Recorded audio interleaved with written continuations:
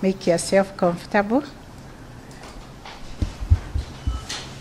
We will start with a quick round of introduction. My name is Martha Kome, the chairperson of the Judicial Service Commission. I welcome you for this interview. Karibu. Thank you, Your Ladyship. Good morning, Your Honor. Jacqueline Ngutia, Commissioner. Commissioner. Welcome, and I wish you the very best. Thank you. Good morning, Mheshimiwa. Caroline Zilani, Commissioner, you're welcome. Thank you so much. Good morning, Your Honor. My name is Charity Kisoto, Commissioner. Welcome. Thank you, Commissioner. Good morning, Omwanzo Mbati, karibu. Thank you. Good morning, Jokindongo. Thank you, Judge. Good morning, Your Honor. Anthony Mrima, welcome. Thank you. Good morning, Your Honor. Fatuma Sichale, karibu sana. Thank you. Asante. Good morning, Your Honor. Good morning. Oluwande Evelyn, you're welcome. Thank you, Your Honor. Good morning, Dorcas Odur, Senior Counsel and Attorney General. Thank you. Winfrida Mokaya, Secretary, you're welcome. Thank you, Madam. Thank you, Honorable Commissioners, for that introduction. Onyango Onyina, you can start by telling us your county and your ethnicity. If you could start by telling us what distinguishes you so that the Judicial Service Commission can nominate you as one of the almost 100 candidates that we are interviewing. If you could highlight what achievements you have and what special skills and experience that you want to bring to the office of the Judge of the High Court. How have you distinguished yourself in the role that you are in?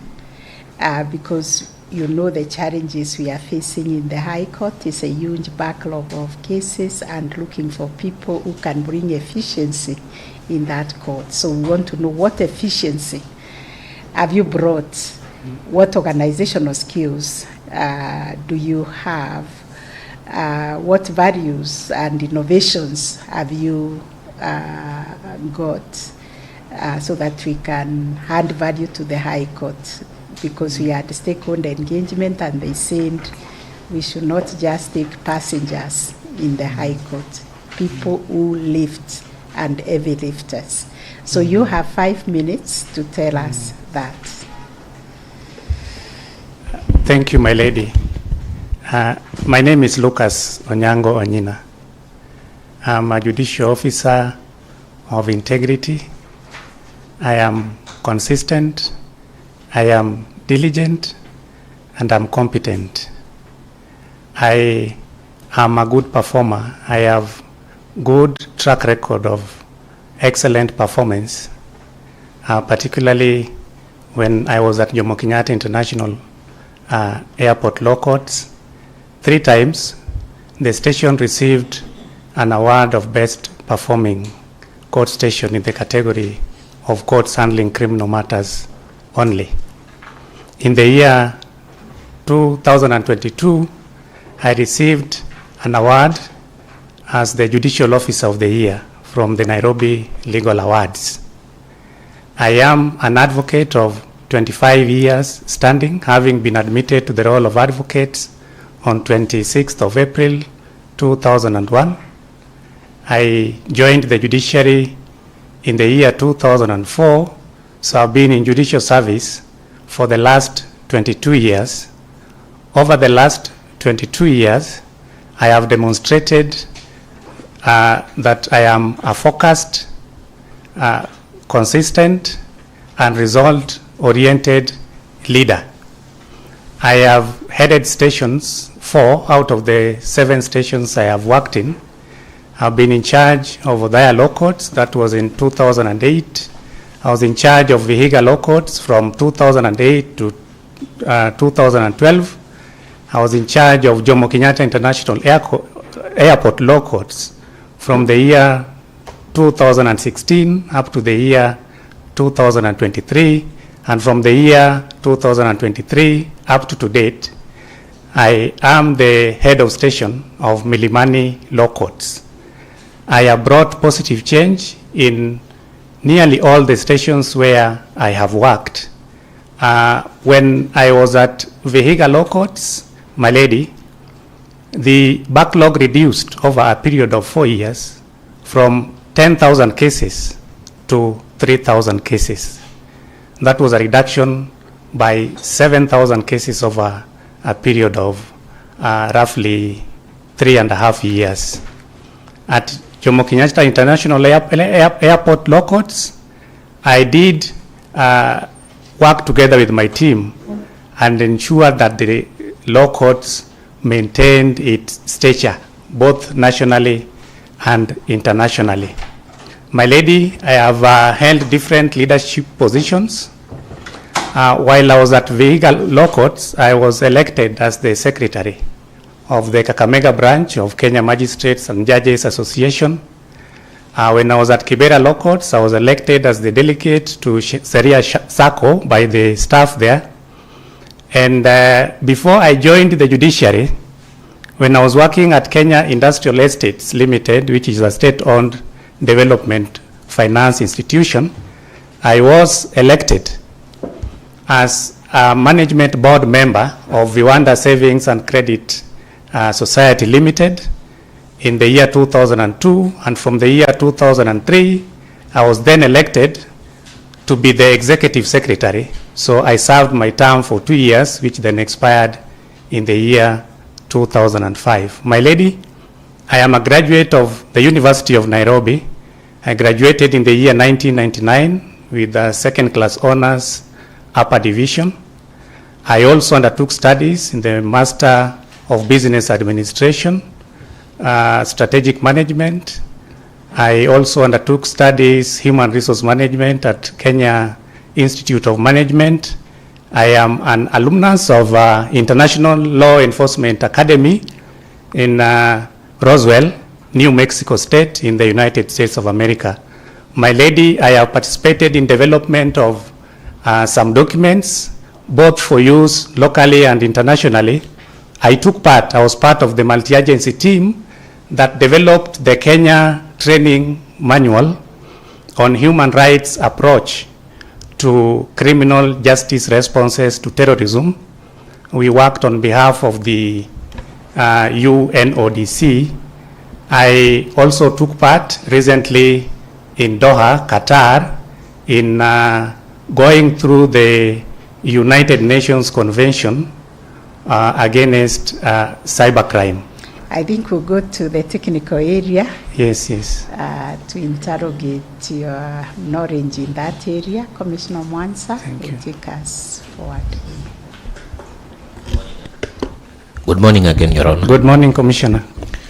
Now, in civil cases, Yes. when a court delivers judgment, the court becomes functus officio. Would you agree with that? The proposition? In civil cases? Yes.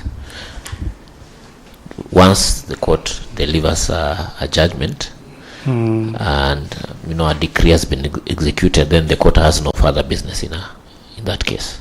There may be instances where applications may be made for stay of execution. Yes. So other than that, the court may not then revisit the matter again. Okay. Yes. Now, these are cases whereby, ordinarily you'd have one party present evidence, the other, you go through the trial, the court considers evidence and then delivers judgment. Yes. Now, what would be the remedy of a party who discovers after the delivery of judgment that deception was practiced by the party that won, and then they need some remedy? Thank you, Commissioner. Section 80 of the Civil Procedure Act. Yes. And Order 45 of the Civil Procedure Rules do make provision for review. Yes, but can the court review the judgment, particularly if it's an issue of fraud? Because remember, fraud has to be proved, has to be pleaded, particularly, Yes.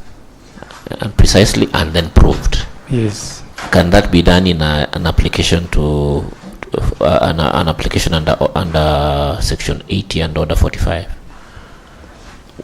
How would a party go around that to correct such an injustice? If there's a discovery of new and important matter, which was not within the knowledge of the parties at the time of the hearing of the case, Yes. and which even after exercise of due diligence, they did not manage to discover, then that becomes a ground for review under Order 45 and Section 80 of the Civil Procedure Yes, Act. that is on the parameters under Order 45 Yes. and Section 80 on neo-nemo. But now fraud practiced, where fraud was used to procure the judgment, it means that the fraud has to be proven, and you can't do that through affidavit.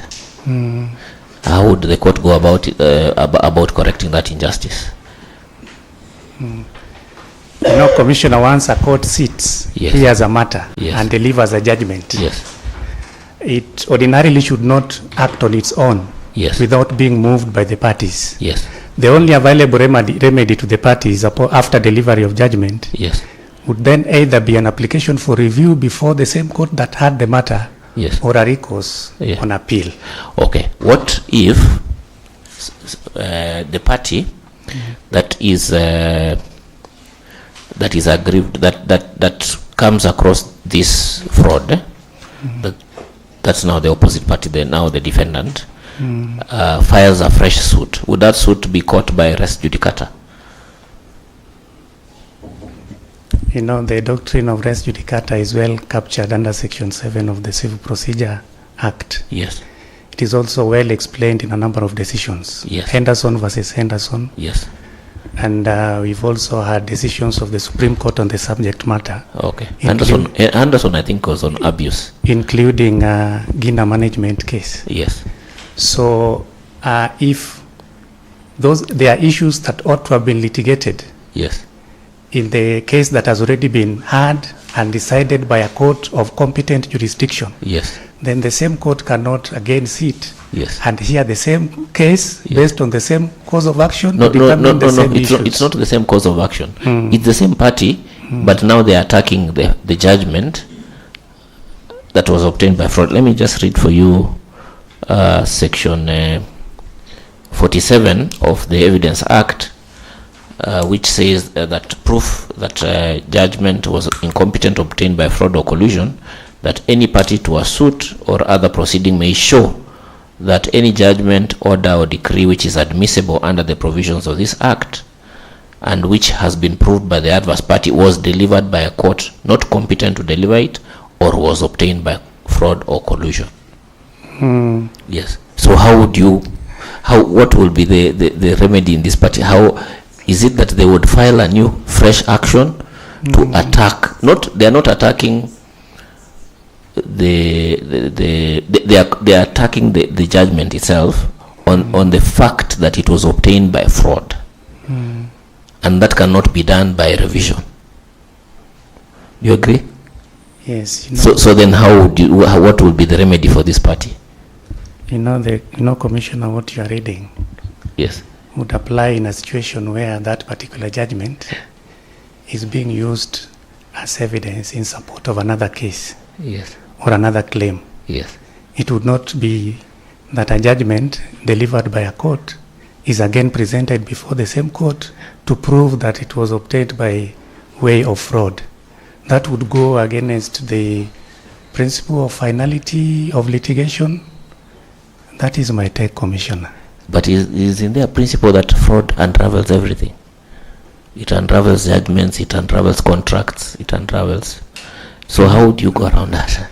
Law must be interpreted widely. Yes. So that we don't just pick one and run with it. Yes. And ignore the rest of the other things that the law also provides. Okay. Yes. All right. Thank you. Thank you, Honorable Chief Justice. Honorable Onyina, one question from me. Yes, my lady. Our constitution guarantees freedom of movement and right to human dignity. Some time back, the government decided that we needed to relocate refugees from urban areas and take them to a place other than being in the urban area, like for instance Kakuma refugee camp. Now, one of the refugees from that camp institutes a case and says there has been a violation of my freedom of movement as well as right to human dignity, because as it were, we are being asked to relocate and to be confined to a refugee camp. And of course, he says, he cites the various provisions of the Constitution that speak to the issue of freedom of movement and right to human dignity. Remembering that this refugee is not a Kenyan citizen and the matter comes before your court, how do you think you'll handle such a matter? Thank you, Commissioner. Freedom of movement is a guarantee that is provided and is to be enjoyed by each and every person. And when it comes to refugees, we have applicable laws that govern and also govern the operation of matters relating to refugees, and also make available to them particular rights. And those laws include the 1951 United Nations Convention on Status of Refugees, as read together with its 1967 protocol. We also have the 1963 OAU Convention on specific aspects of refugee problems in Africa. They provide for different categories of rights. So are these part of the Kenyan law? They are part of the Kenyan law in line with the provisions of Article 2, Sub-Articles 5 and 6 of the Constitution of Kenya. That's correct. But I'm waiting for your determination. Yes, if a directive is given that the refugees are supposed to put up at a particular location only within the Republic of Kenya, that would be a violation of their right, freedom of movement, and the rights guaranteed under the 1951 Convention on Status of Refugees. Thank you. That is correct. Secondly, there is a matter that has come before you, and one of the prayers that is being sought is that a declaration be made that we are entitled to a clean and healthy environment. And assuming that you are sitting as a High Court judge, which again, under the Constitution, you have unlimited original jurisdiction. Tell us what you will do with a matter that has a prayer seeking an order for a clean and healthy environment. Thank you, my lady. Under Article 162 of the Constitution of Kenya, there are courts established that are of equal status to the High Court. One of them is Environment and Land Court. When I have such a matter before me, I would go through the pleadings and seek to understand so that I get to know the dominant nature of the claim. If the dominant nature of the claim is such that the matter should be heard before the Environment and Land Court, then I would say that I do not have jurisdiction, that jurisdiction having been specifically vested in the Environment and Land Court. Thank you, my lady. Thank you. That's all, Honorable CJ. Thank you, Honorable CJ. And, Your Honor, once again, welcome. Thank you, Judge.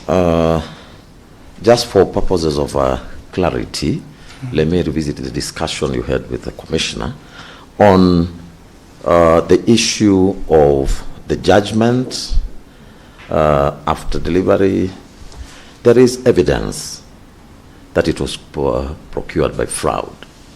So this is a case of merit versus legality. Those are different. Merit of the decision, yes, which this party says, I have no problem. The judgment may have rightly, based on the facts, be on your side. I have no problem with that. But the problem I have is that in procuring what you ordinarily ought to have gotten without any influence, fraud came in. So distinguish between merit and legality. That's what the question was. In that case, you, if I got you right, you are saying this party has no remedy. Thank you, Judge. Yes. Yes.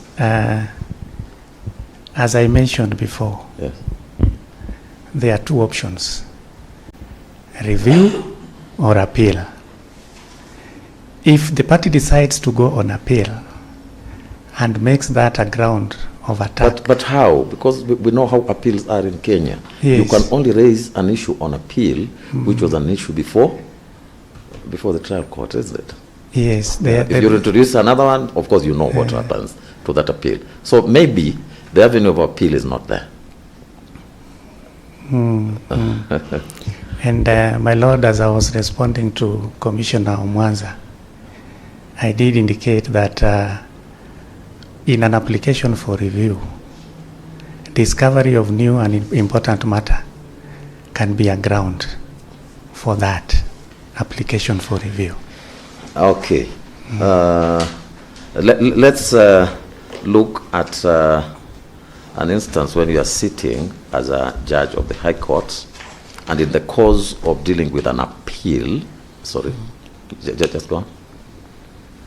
Yes, I'm okay, Judge. Oh, thanks. In the course of dealing with an appeal, you form an opinion that you need to remit this case to the court below for purposes of rehearing. What are some of the issues or factors which may trigger that view on your part?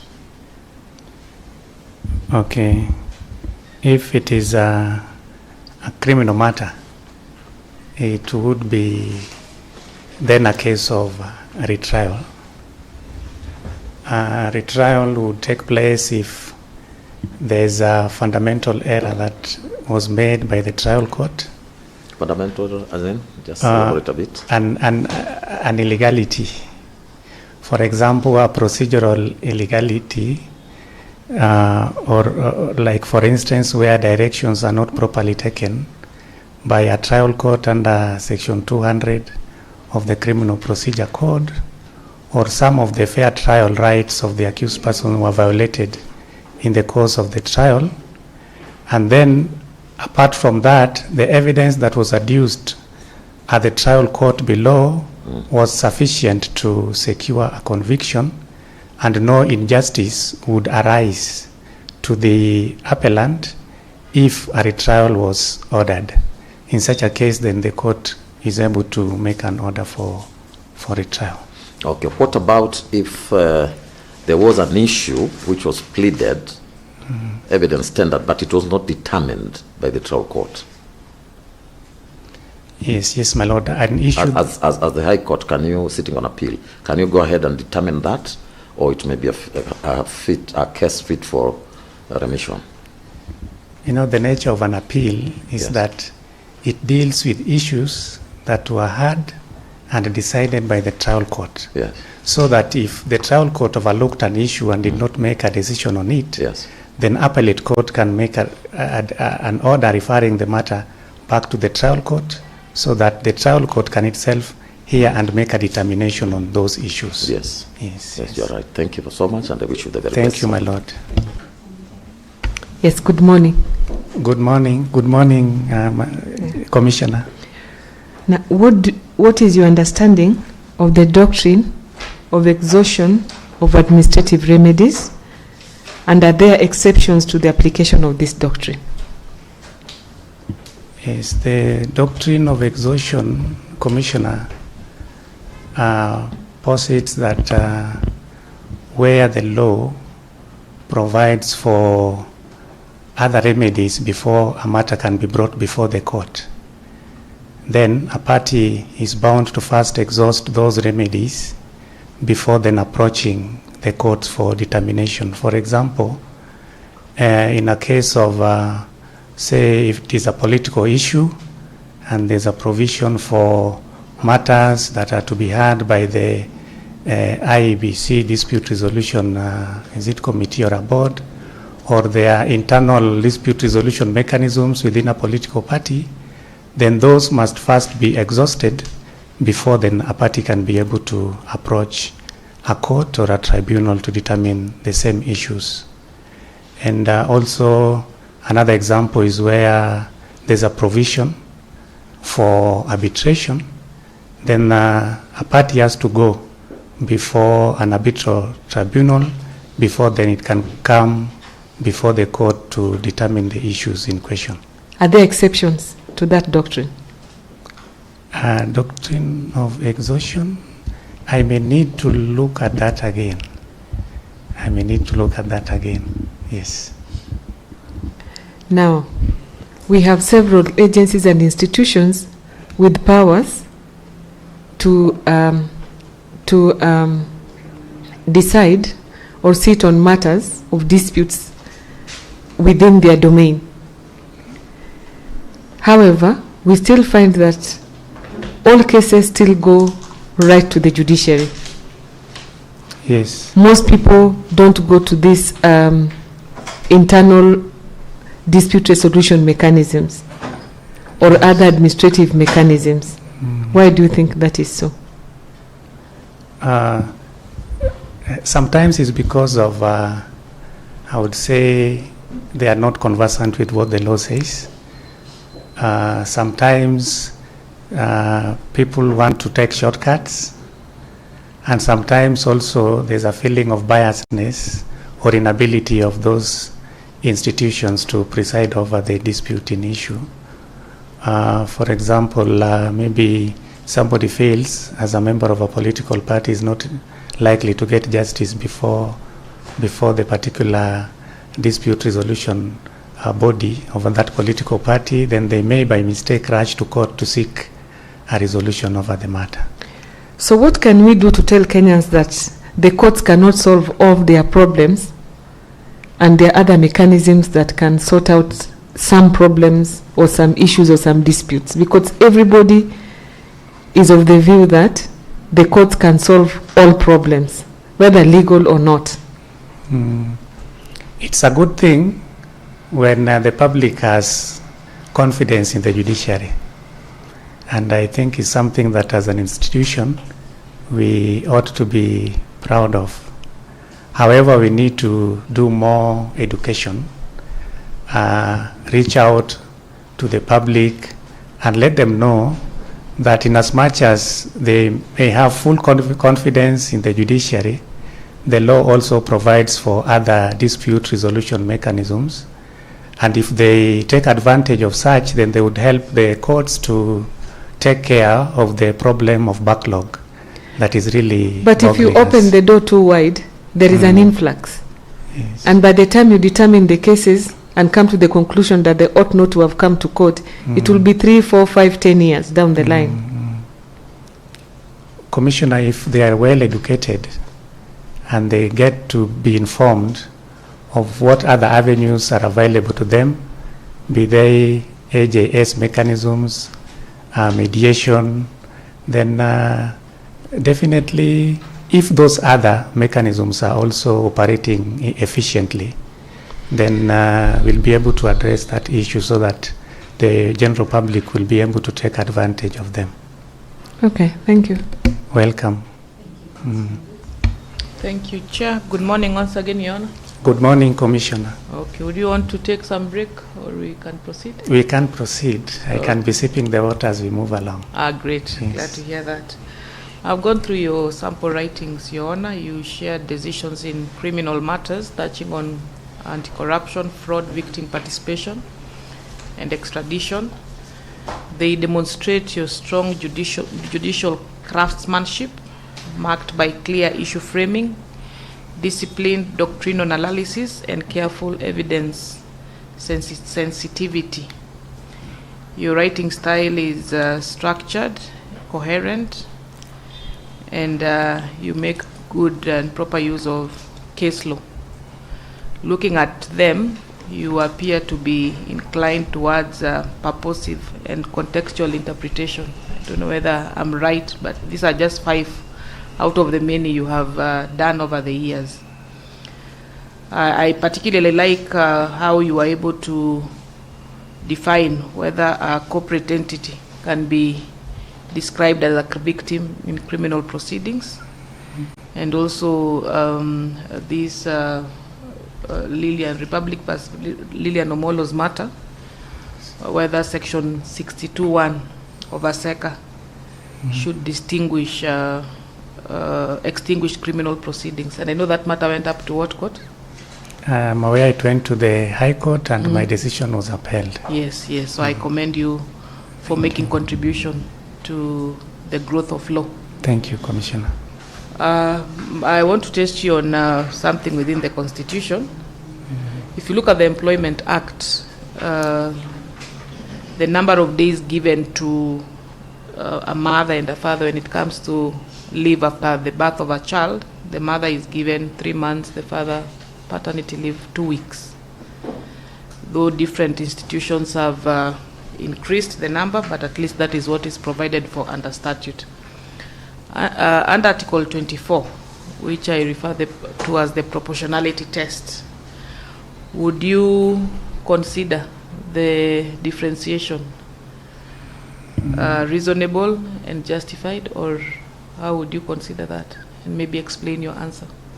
Why women are given more time than men, yet both of them are parents. Yes, thank you. Yeah, Commissioner, both the father and the mother are parents of the newborn child, and the two need to be together so that, first of all, they are able to welcome the new member of the family together. But the differentiation is very important because it is the mother who carries the baby, who then gives birth and needs time to recover and to bond more with the child. The father only needs to be there to offer support at the time when that support is most needed. The first 2 weeks is when the mother is, I would say, at her weakest point and needs total support of the husband. So if the husband is there for the wife, able to support her, even helping in doing the domestic chores and supervising the running of the home, 2 weeks would be enough. So I would not say there's discrimination, because the economy also has to run. So if every time a child is born, a man and his wife are to be out of work for 90 calendar days, then that would have an effect on the economy, and law does not operate in isolation. Okay, and do these men really stay at home to help with those that you have cited? Yes. Cooking and cleaning and everything, or they are watching football? I can speak. Debriefing. Thank you, Commissioner. I can speak for myself. I have had 3 children with my wife. By then, that provision was not there for paternity leave. But I always sought leave to take care of my wife, cook for her, wash for her. And so I understand what that means. Good. Yes. Thank you. I'm satisfied with the response. If we you. have a women's conference, we'll invite you as a speaker. Thank you. All the best. Yes, Honorable. Sorry, I wasn't clear whether when you were answering Commissioner Wanza's question, did you differentiate between an appeal and a review? I really did not go to that extent. Yes. Could you please tell us the difference between an appeal and a review of a decision, a court decision? Thank you, my lady. An appeal basically deals with the merits of the matter, the legal aspects of a decision made by the lower court. A review basically deals with the process, whether the propriety, whether it was made in a proper manner, whether the processes were followed in the process of arriving at the decision. Okay, so can one appeal from a decision of the Supreme Court? can one appeal from the decision of the Supreme Court? Okay, the Supreme Court of Kenya is the highest court in the land. It is the final court. So after the Supreme Court makes a decision, then that brings the matter to the end. Okay. Can one apply for a review of the Supreme Court decision? Tricky one. But I think the grounds for review, I think there are instances where an application for review can be made. I remember reading a case, the Methodist Church case, where they sought an order of review from the Supreme Court, and the Supreme Court gave guidelines, circumstances under which it could depart from its own decisions. Do you remember any of the grounds? Yes, I remember one of the grounds is if, for example, the law had changed, or if, for example, the decision was made per incurium, or the circumstances of the society had changed because the Constitution is a living document. If the circumstances had changed so that the change in the decision had to be made so that to make it conform with the new developments in the society. Okay. Thank you very much. Those are my questions. Thank you, my lady. Thank you, Chair. Good morning, Mheshimiwa. Good morning, Your Honor. Now, I don't want to ask you any question. I think you've answered enough questions, especially on the technical aspect. I wanted to just have a discussion with you on your DISPOP report. I don't know if you're furnished with a copy. I did receive a copy by email. You were served with a copy? Yes, I did. For which court station? It ran from for both Milimani and Anti-Corruption Court. You know, I'm also part of the Anti-Corruption Court. That. Yes. And for some reason, the only report I have is the one for anti-corruption, which is not the court that you had. I had sent for the rest of the report to be brought, but we have reached here before it has come. Have you ever worked in Makadara? Or you handled their matters? When there was a problem in Makadara, all the Makadara cases were now being handled in Milimani. And we handled Makadara cases for a period of 1 week. Okay, then that explains why. Until they resumed. Okay. Yes. And for the period between July 2025 and December 2025? Yes, Commissioner. Where were you sitting?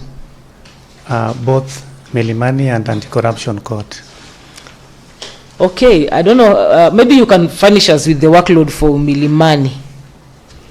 Milimani, currently we have a workload of about 2,600 cases. 2,600? Yes, Commissioner. And how many of those are backlog? The number of backlog cases, I think, are about 600 or thereabouts, could be more than 3 years. 600 or more than 3 years? Yes. But I need to confirm. Okay, we will check once the report gets here, because like I mentioned earlier, we don't have it. But what are you doing at Milimani to make sure we get to a point where your cases are current? You know, Milimani is a unique court in the sense that it handles only criminal matters. And the matters are not light matters, they are very heavy matters. And unlike civil matters where you would just adopt statements and reserve a matter for judgment after receiving written submissions, a criminal trial is a step-by-step process. And sometimes you have witnesses who testify for 2 weeks, one person. So the rate of clearance of criminal cases cannot be compared with, say, a civil matter or employment and labor relations matter. And if you look at the returns for the last 3 years, the performance evaluation reports, Milimani is really improving. In the year 2023, 2024, we had a backlog clearance of 9%. 2024, 2025, the backlog clearance grew by 20% to 29%. Case clearance rate also went up to 107%. What we are doing at Milimani is to work together with all the stakeholders, particularly the Office of the Director of Public Prosecutions and the investigating and the police and DCI through the CUC. And some of the strategies we are putting in place is to ensure that witnesses are brought, at least sufficient number of matters are ready to proceed on every time a matter comes for hearing. And then also as judicial officers, we coordinate together. We hold our quarterly meetings, and then we discuss our challenges that we have with regard to clearance of matters. And then we make a common decision on how to proceed. Okay. So Milimani is work in progress. We will keep growing and improving. Okay. And hopefully within the next few years, we'll have been able to reduce the backlog considerably. Thank you, Commissioner. Okay, I think you're doing a good job. I've seen from your background report that you are lauded for having changed the way things are moving in Milimani, and that there's significant change in the backlog clearance. Thank you. There's also something, this is an opportunity also for others to get to learn best practices. There's also information we have here from your background checks that you've put in place a system for, is it a database for security documents? Yes, we have. Maybe you can tell us something about that. Security documents were at one point a challenge. In the process of verification of documents, there were some weaknesses in the system, which we had to deal with, because we thought they were touching on image of the institution with regard to integrity issues. Yes. So we had to take decisive steps in consultation with other stakeholders, and we are able now to ensure that every document that comes before the court is properly verified, and it is the document that has been confirmed to be valid that is also received for custody, because there could be incidences of swapping in between. So we stopped all that, and now we are good. So the database is a system of verification of securities? Yes. Okay. Okay, thank you. I wish you well. You're doing fine. I'm seeing here with the work you're doing at Milimani already, at anti-corruption, you are carrying 20% of the work output. You are counted as if you are sitting there, so they were expecting 25% out of you, but I think 20% is good if that is not the court in which you sit. So I wish you well. Thank you. Thank you, my lady. Commissioner. I appreciate. Thank you, Honorable Chair, and welcome again, Mheshimiwa. Thank you, Commissioner. I see you did an MBA in strategic management. Yes, Commissioner. Yes, so could you tell us then the difference between a strategic leader and an administrative leader? What is the difference? A strategic leader, I would say, is a visionary leader. One who has a panoramic view of the organization in the future, who then identifies the key result areas that need to be taken care of so that the organization is able to achieve that vision, whether it is short-term, medium-term, or long-term vision. An administrative leader, I would say, is in some kind of a transactional leader who focuses on day-to-day operations without a wider futuristic outlook. But even then, even if you are a strategic leader, administration is part and parcel of that leadership. So still you have to administer, you still have to manage, and still have to lead. So which of both do you require as a High Court judge? As a High Court judge, there's always need for a blend. You must be able to blend, dictated by the situation in which you find yourself and your overall long-term objective. Yes. Okay, very well. Now, how will you apply the principles envisaged in Chapter 6 of the Constitution as a High Court judge? The same way I'm already applying them down as a magistrate. What are these principles in Chapter 6 of the Constitution? They have to do with integrity, they have to do with transparency, accountability, diligence, ethical conduct, respect for others, and many So could you others. tell us how you will be accountable to the public? Accountability is not a one-off thing. It is continuous. And number one is keeping time so that you earn your pay. Number two is being able to deliver. Number three is giving periodic reports to stakeholders in the court users committees, in the bar bench committees, so that they keep informed. Also being able to explain to the overall membership of the station on how the station is doing, the outcome of the efforts that are being put in place, updating even the staff, because we have internal and external stakeholders. And also, if I'm not the presiding judge, then I'm accountable to the presiding judge. Yes, thank you. Okay. Thank you. I wish you all the best. Thank you, Commissioner. Thank you, Honorable CJ.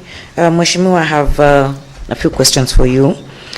Describe a time where you had to support a legal position that conflicted with your personal beliefs, and tell us how you handled it. A legal position that conflicted my personal beliefs. Yes, I did. Commissioner, I'm a Christian. Sometimes I also preach. And the Bible says, that is God speaking, I hate divorce. And then I had a divorce case before me, and I established that there were grounds for divorce. So I had to make an order allowing divorce when what I believe in is that there should be no case where people divorce. Because what God has joined together, let no man put asunder, and there I was putting them asunder. Yes.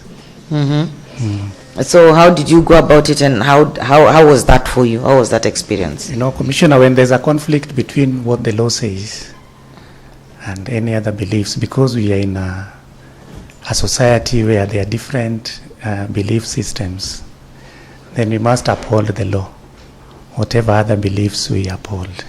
Okay. How would you describe your relationship with the police officers appearing before you in Milimani? Police officers are stakeholders in the criminal justice system. And being a criminal court, in every criminal matter, you will find at least one. If there's no other police officer coming as a witness, then an investigating officer will always come to give evidence at the tail end of the trial. The relationship that we have with police officers at Milimani is a relationship that we would expect amongst any other stakeholders. So we relate well with the police, and we have an accountability mechanism through the court users committees. Sometimes feedback comes from the police department through the prosecutors, because the prosecutors kind of represent the state in every criminal matter. So we get feedback, we treat them with dignity and respect, and when they come, they are ready, they bring us witnesses, we ensure that we hear the witnesses who are available. Are there times you experience conflict or push and pull with the police? Now I'm wondering what would occasion that, because the contact we have with them is a presiding officer and a witness.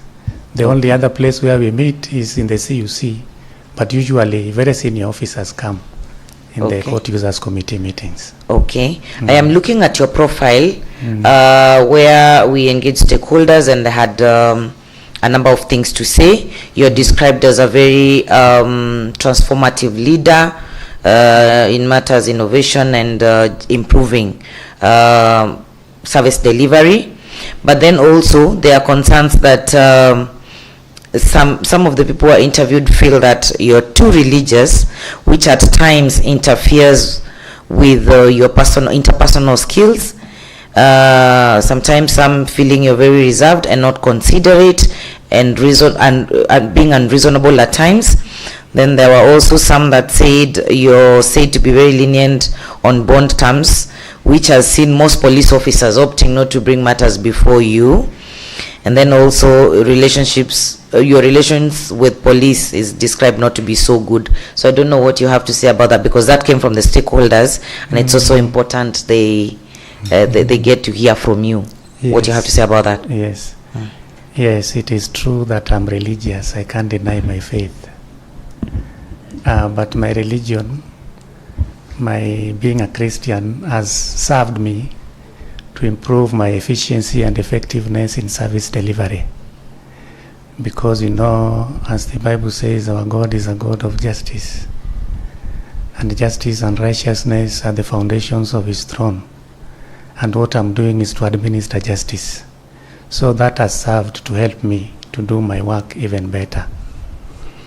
It is true I'm a transformative leader, and all through my life, that is who I am, and that is what I will continue to be, and I'm grateful for that feedback. And as I've said, we relate very well with the police officers. And the point where you say I am hard on police officers, I know where that might have come from. I don't know whether I should discuss it here. When I went to Milimani, you see the corridors used to be full. Very early in the morning, I would report to work sometimes. By 7, I'm in the office. And you find at 7, people are just hanging around the corridors. So sometimes, because I was still new, not many people knew me, and I would just mingle. And I would get to know what is going on. So I got to discover that the things that were going on around there were not good, and I needed to stop it. And before I took action, I remember I got a delegation from the Ethics and Anti-Corruption Commission. They had been sent to me when I was the new head of station by the then Chief Registrar of the Judiciary. So when they came, we had a meeting, and they told me the things that they had observed. And I told them, I was going to take action on this last week. And because I'd changed so many things so fast, I did not want a reaction that would have been negative. So I delayed it for 1 week. So come the following week, after I had already established the causing and the contributing variables to the problem at hand, I was able to take action. And we sat together with the senior police officers, and we were able to stop the corruption that was there with regard to bail and bond issues. So we put in place a very robust system so that it became impossible for anybody to bring any corrupt practice in the process. That, I am sure, rubbed a few people the wrong way. I remember hearing somebody commenting as I was mingling in the course of collecting intelligence that this one, we don't know where he came from. We will find a way of dealing with him. But by the grace of God, we succeeded. Okay. And Milimani is what it is. I can say the corruption rate is, of course, you cannot have 0%, could be 0. Commissioner, when doing this work, it is not for our own glory. There are instances where you rub people the wrong way. But as long as you know where you are and where you are going, and you are doing the right thing in the wrong way, okay, yes, you move on. All right, thank you, Mheshimiwa. We'll stop at that. They also said there were no integrity issues raised against you, so I think that's commendable. Keep up the good work. I wish you well. Thank you. Yeah, thank you once more, Honorable CJ. Mr. Honorable Onyina. Yes, Judge. I'm just wondering, if you cannot put a man and a woman asunder, How would you deal with the death sentence if you're handling a murder trial? Thank you, my lady. I actually put them asunder, but with pain inside. And my lady, I became a senior resident magistrate in December That was just as by the way. 2000, and I've been handling robbery with violence cases where the penalty is death, and I've had quite a number of such cases over a period now of about how many years? 14 years. So hearing a murder trial would not be an issue, my lady. All right. Yes. That's okay. That's okay. It was just as by the way. Thank you. Thank you. Now, there is a complaint that was brought here, and your attention was brought to it, and you've made a response. And the complaint states that you are rude, and that you fail to exercise your statutory power of arrest. And this person complains that he made an oral and written request to you as a chief magistrate to cause the arrest of a suspect. And you rightly point out that you do not have the power to do that, and that if he had any complaint at all, then he should have made it to the relevant authority. So I understand where you're coming from, that really this complaint on the face of it appears to be far-fetched. But what they seem to be saying is that you are rude and dismissive. Maybe you can only respond to that you're rude and dismissive. Thank you, my lady. And hostile also. Yes, my lady. You know, my lady, I've been in judicial service for the last 22 years. If I were rude, I would not just be rude out of the blue. So rudeness and disrespect are not part of my character. I'm known to be a humble person, somebody who respects everyone and handles everybody with dignity. So when sitting in court, and of course my proceedings sometimes are broadcast live, and that is verifiable. I handle people properly. I reflected on that particular complaint even after I responded, and I think one of the persons who I was expected to arrest was an advocate, the then chairperson of the Law Society of Kenya, who was making submissions in a matter that was before me. So I really don't know how. And of course you do not have such power. I don't have such powers. All right, thank you. Thank you, Honorable CJ. I just wonder whether you have this conflict all the time about your faith and the way you apply the law. Is it something is it a constant conflict, that internal conflict within you? Because I know, faith, you cannot dispute anybody's faith. That is completely their right. And yet you sit in a position of judging, where you have to judge both the righteous and the unrighteous. So do you have a conflict, a personal conflict within you? Thank you, Commissioner. I'm at peace with myself. Yes. I'm at peace with my God. I'm at peace with everybody. I'm at peace with the law. When I sit in court as a presiding officer, I know who I am and I know what I'm doing. So there has never been a conflict between my faith and my position as a magistrate, and there'll never be a conflict between my faith and my work if I am successful and get appointed as a judge of the High Court. Thank you. Okay. Because sometimes you can get people who hold very extreme views against those that you believe in. For instance, atheists or or other people who believe in different systems, and they would come to claim or assert a right that will be in direct conflict with your faith and religion. As you said, you hate divorce, but if you go to the High Court, you would find very many instances whereby there's that conflict between the position that is taken by those that come before you and what you believe as a human being.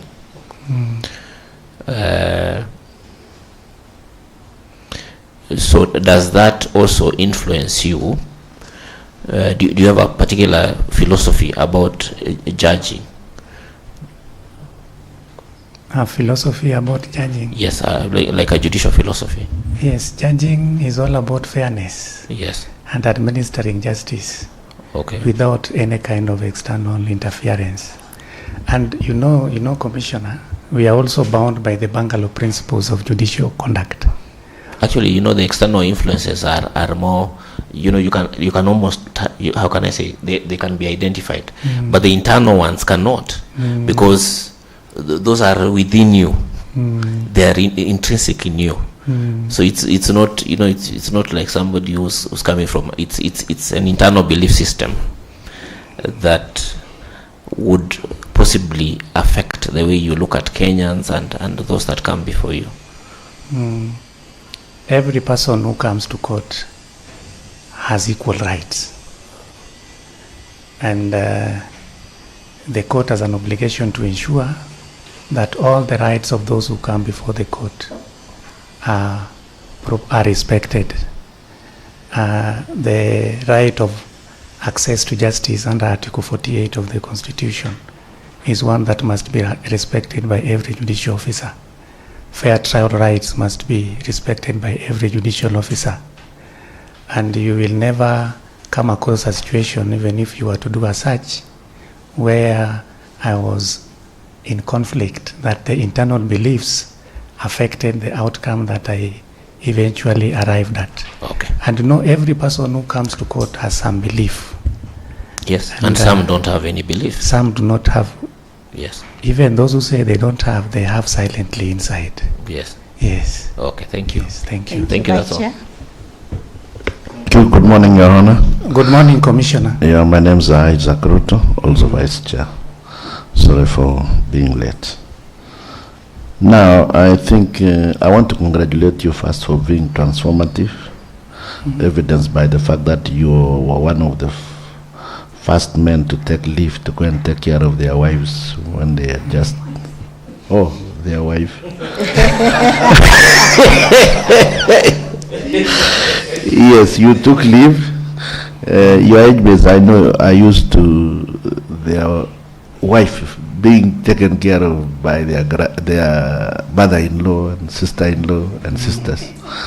But I think that is transformative. Of course, as of now, we've been given 14 days. And as soon as we get used to that, I'm sure it will be raised to 30, then eventually 90. That's transformative. Thank you for being positive and leading in that direction. Thank you.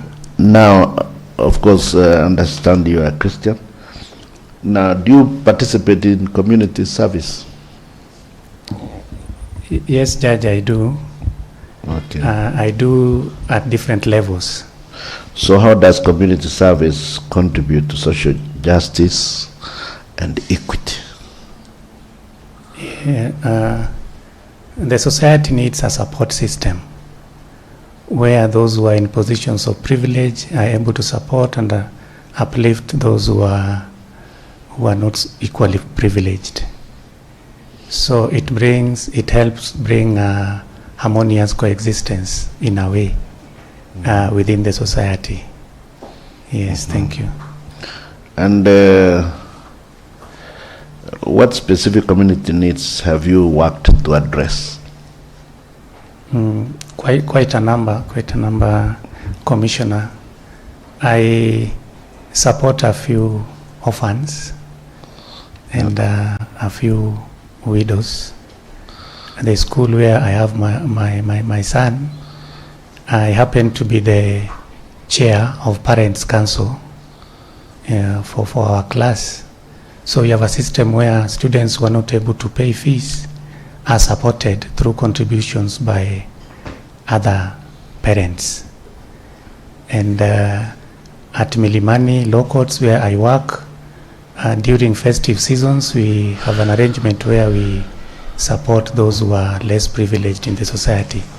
I have participated in many other community support programs, and I may not be able to highlight all of them in this forum. Thank you. Okay, what ethical considerations should guide community service efforts? Ethical considerations. Thank you, Commissioner. In a bid to support the community, I think we also need to do it within acceptable boundaries of propriety, especially for judicial officers, so that it does not create a conflict between us and what we are doing and the work that we are doing also as judicial officers.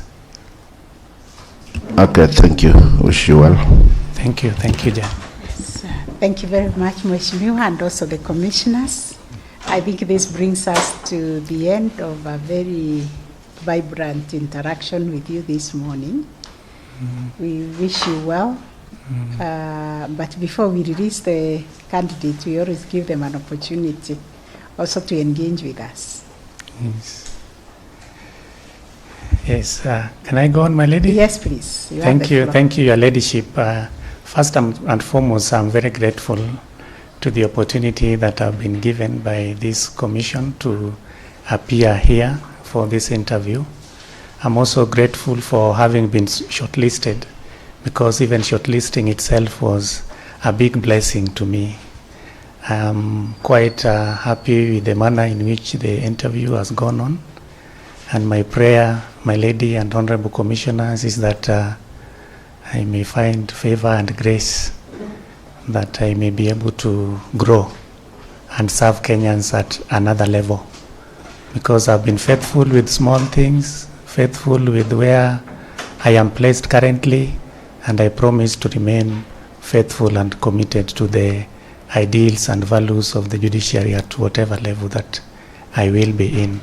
So mine is just to thank you so much, and that's all I have to say, my lady, Chief Justice. Thank you.